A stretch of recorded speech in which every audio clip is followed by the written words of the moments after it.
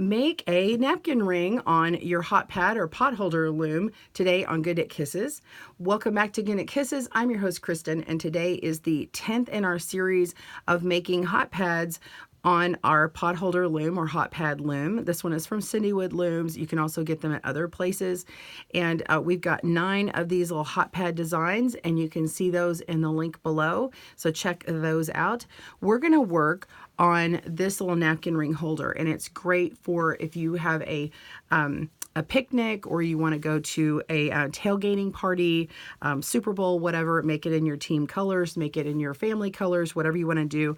I've just got a tissue in here right now, but of course you can put in your paper towels or whatnot, keep it from blowing around in the wind or whatever purposes you want. It's not big enough for, say, a wristband, but it could be for a young child to make like a little cuff or something.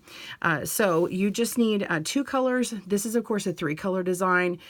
You're going to need of your main color that's going to be the edge here. You're going to need 9 of these cotton loops.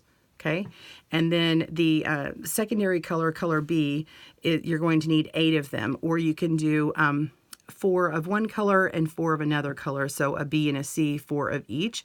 All right, so just grab your supplies, and we're going to make this tutorial from the beginning to the end, from start to finish, and so I'll do everything on camera here. I'm going to set aside my color A, and my warp is going to be the vertical part. That's what I'm going to put my color B on, or B and C if you're doing multiple colors, a 3-color design. Just go ahead and set up the first 8 stitches here. Put these looms stretching across.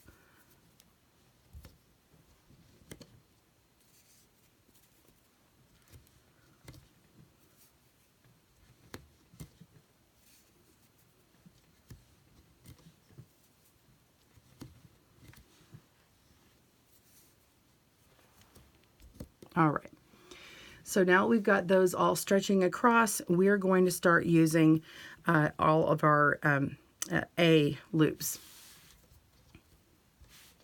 So we're going to weave, go under and set it on that first peg here, and then we're going to go over on the next one, under on the next, just like you normally would, except of course we can't go all the way over here, and we're going to be turning and going back.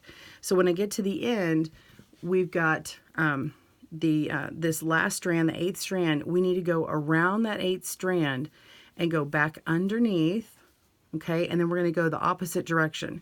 So you may want to pull on this first and kind of hold your tension with your thumb or something else. You can put a hook on here as well, and that way it gives you a little bit more tension. And then we're going to go over this one and go under the next one. Okay, go over and under, just alternating. Okay, now I can take this one out because I don't really need that tension, and then pop it right on top. Okay, so you'll see that this part is going to be tight over here, and then this is going to be loose. What's going to happen is we're going to repeat this 18, I'm sorry, not 18, it's going to be 9 times. So normally this would be 18 down here, except one loop is going to cover 2 of your pegs. So we're going to go up and down, repeat that over, so 8 more times, and then we're going to bind off. So of course you can fast forward in the video if you need to, but I'm going to go ahead and just do it start to finish, so you can just let this play if you're doing it right along with me. Okay.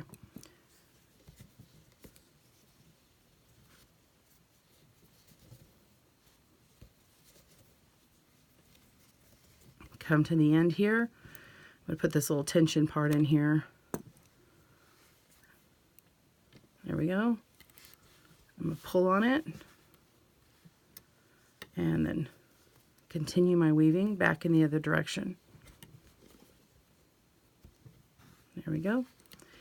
Now the reason why I have the extra tension right here where I'm trying to pull on it is because later on I want this edge to look crocheted like this edge is going to do. You see these here? So this one is slightly, this edge here on the left is slightly different from the edge on the right. But at first glance, it looks the same because you have the same color on both ends. But if you notice, this last piece here looks a little different. So these, this part where it bends goes over the edge here and comes back. It looks a little bit different than over here, and that's because after we're done, we're going to crochet around this edge here, and I'm going to use these loops and separate them, and so I want to have a nice even tension as we go. Okay.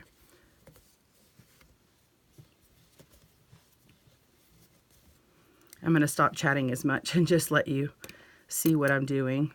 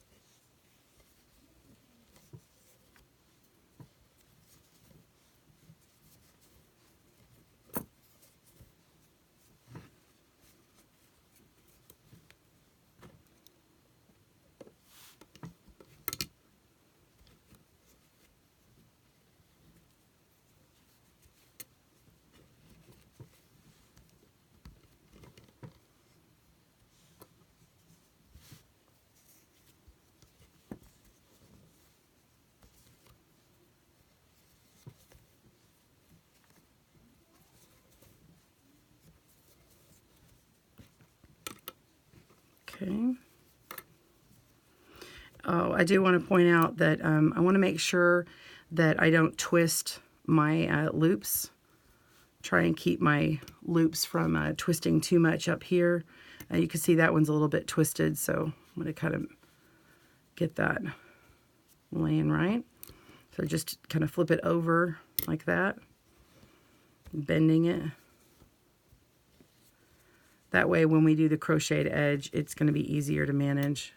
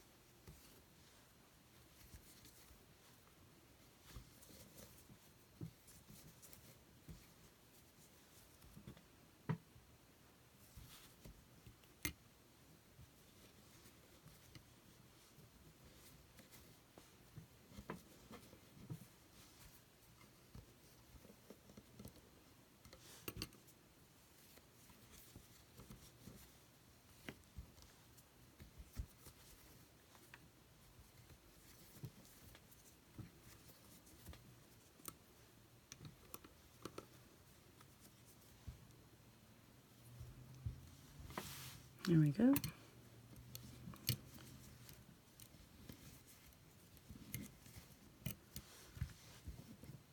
Last one.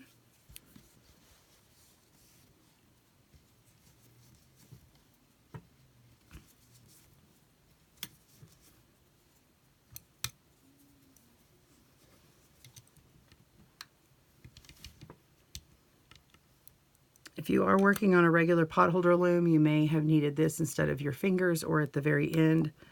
I don't need it because these pegs are much longer than regular potholder looms. And this is the hot pad holder from, or hot pad loom from CinDwood looms. Okay, so we've completed it. I've got all of these pegs being used. Okay, it looks like a nice little checkerboard here.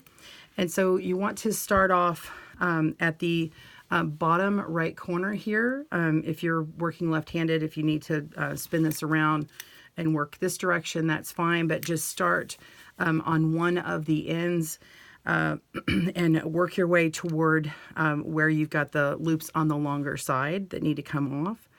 Okay, so we're just going to pick up this first loop and then pick up the next loop, lift up and over. Okay, pick up the next one, lift that loop up and over. So it's going to crochet that edge. So you will have blue on the ends, and those will get seamed together. Okay, so this edge that you have right here, after we're done crocheting this edge, we're going to lift it up and over and put it on the other end. There is no sewing involved. You don't need a tapestry needle or anything. So now the edge here is going to have your main color go up the side.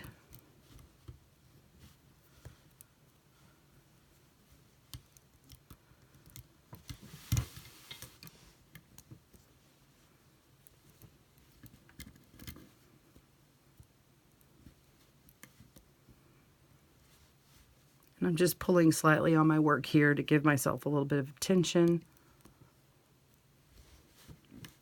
Helps me get into those loops easier. And if this is too fast, just pause your video or hit the controls to slow that down.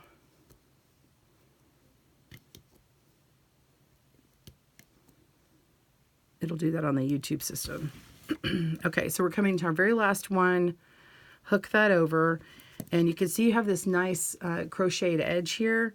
And then this blue end here on my color, we're going to lift this up and over, and you can take care of these strands here. I'm just going to go ahead and do that now. I'm going to lift the edge up and over and put it on onto the other pegs. We're only going to put one loop on to the pegs. Okay, so I'm keeping my hook in this last loop here. Just going to set it out of the way. Okay.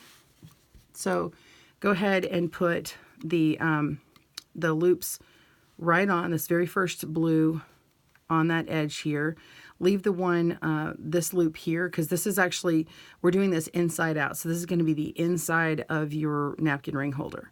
You're going to take the next one, lift it up, and get the back side of it. So the one that's closest to this edge, not this outside loop, but the inside one, and place it. Go all along the edge and just pop it right on there.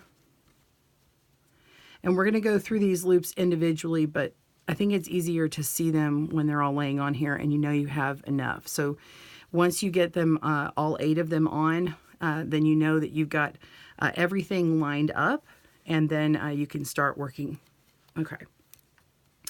So just on this first peg here, we're going to go through both of them at the same time. So I'm going to go through both loops, and then we're going to take that off of the peg and then lift up and over and get that red over the blue. So our main color is over that secondary color, and it's tied in together. This causes a more continuous loop here. See how that one worked here? It actually makes it more continuous instead of having a bit of a jog. So, all right, now we're going to go on to the next peg, and we're going to grab just the top loop.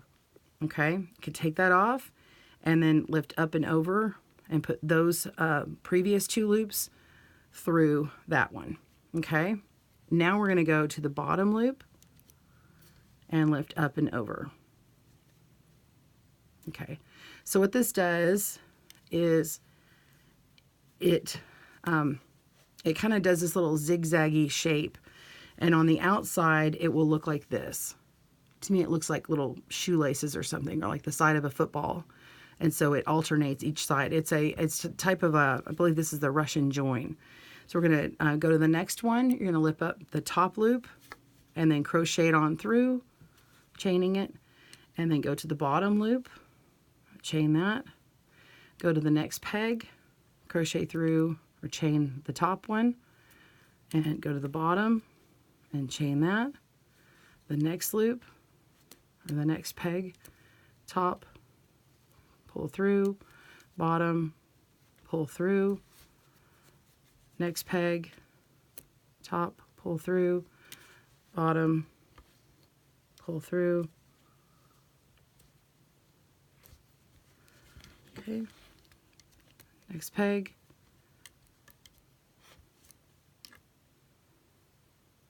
All right. And then this one right here, we're going to go through the top and pull through and go through the bottom, pulling on through. Okay. And then now we've got those both together, and then we want to get the colors to join. So I'm going to go ahead and get this first red. We're going to split this yarn. So this loop here, the cotton loop has two parts to it. So you just split it, go to the very first one, okay, and then just loop it right on through like that. And then you're going to go to the next one and then loop it on through. So you're doing a crochet or chained edge, okay? And we'll settle this part here at the end. So keep going through all the way to the end, looping through every individual loop, okay? So these loops are going to look a little bit different. It's a little thinner looking than the other side. But this is also where it's good to kind of pull on those loops and get your tension. It was really good to be able to have used this one earlier and stretch it. And that way I know that I have enough room to make these extra little chains. Okay. Continue going around. See how it's making this nice little chained edge?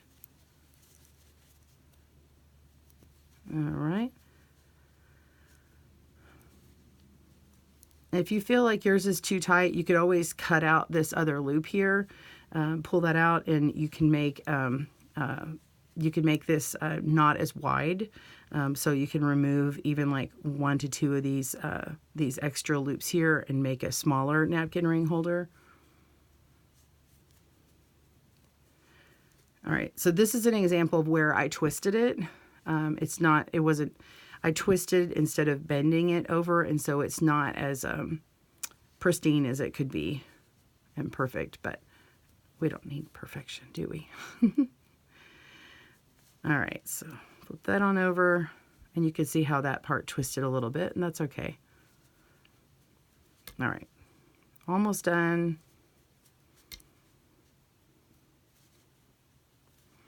Okay, so now I want to connect them. I'm going to make sure and kind of pull my tension here. Pull my strands, make sure I've got enough stretched out. Okay, and then I'm going to go over to this loop over here and just pull it on through this first one and lift up and over. Let's stretch this out. And then I want to make this this loop tied off, and let's go ahead and let's see. I want to go. I'm going to hold this loop here, go under the other, and pull through it again. So I'm basically like looping it on itself. So I have this extra little loop here because that's what I normally would do in a pot holder. And then I'm going to tuck this one in. And so this is the wrong side here. So we'll just tuck it into these other stitches. I'm going to find one that's kind of nice and tight and pull it on through, as this is not going to be seen. Okay. And then find another one. And I'm just splitting the difference between some of these strands here, some of these loops. And here's another one. Pull through, go in the opposite direction, pull through, and find a red one to go through in the end. Okay. So now I can just flip this over or turn it inside out. This is what it looks like on the inside. It's a little bulky on the blue, but it'll look better on the other side. So flip this over, and you can see it has a little bit of that lace-up sort of look. That's just the back, and then you've got your edge here and then a nice little place to put your napkin. And then, like I said, if you think that this is a little bit too tight and you want this edge relieved, you can cut out this loop here. And in fact, I'm going to go ahead and show you what it looks like cutting it out.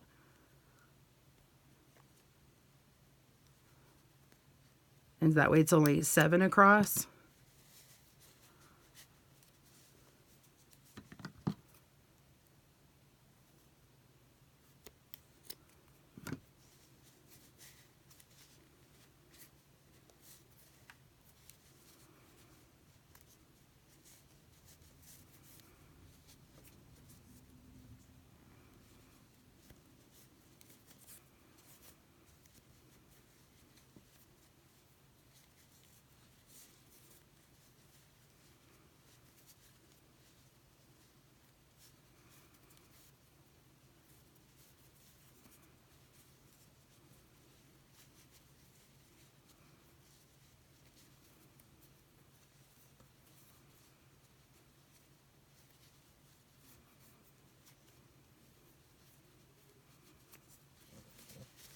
I'm going to turn it inside out.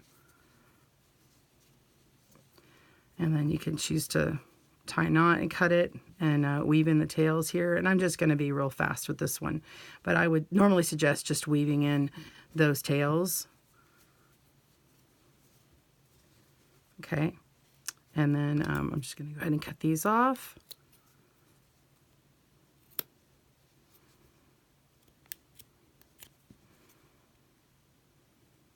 And you could also remove this before you did that last crochet part if you like how I did it on this video. That's certainly an option. And then that eases some of that tension there. See, it's not as tight. And there you go. And so I'll just take my paper towel or napkin and slide it on through, and I've got a nice little theme for my party, my picnic, or my tailgating. I hope you enjoyed this Potholder series and making your own. Be sure and click on the link below to get all the different patterns and videos here in this series. Thanks for joining me again at GoodKnit Kisses. Have a great day. Happy knitting and crochet and weaving. Bye, everyone.